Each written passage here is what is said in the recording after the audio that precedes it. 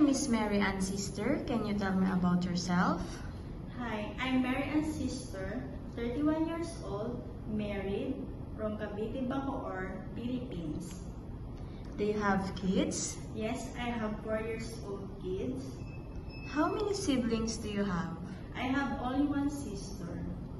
Tell me about your educational background.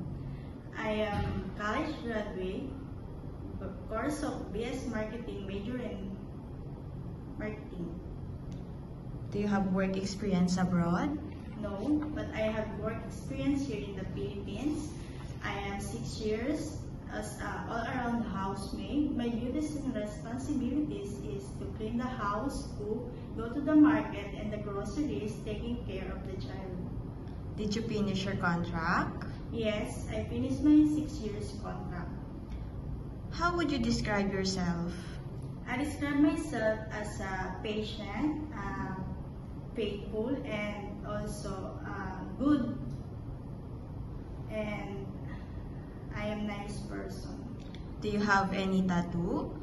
I don't have tattoo. Did you undergo any kind of surgery? I have a surgery, cesarean. Why do you want to work abroad? I want to work abroad for my kids' future. Are you scared of dogs and cats? No, I love cats and dogs. Can you give us your idea on how would you handle a naughty child or children with tantrums? When a child having a tantrums, I let it show his or her expressions or feelings until they okay. Can you sing a nursery song? Yes, I have. I know one of the nursery song. Or run sam sam, or run sam sam, guli guli guli guli guli, run sam sam, arafi arafi, guli guli guli, run sam sam. What is your message to your future employer?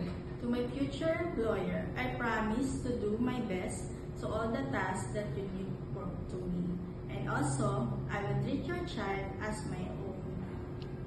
Thank you.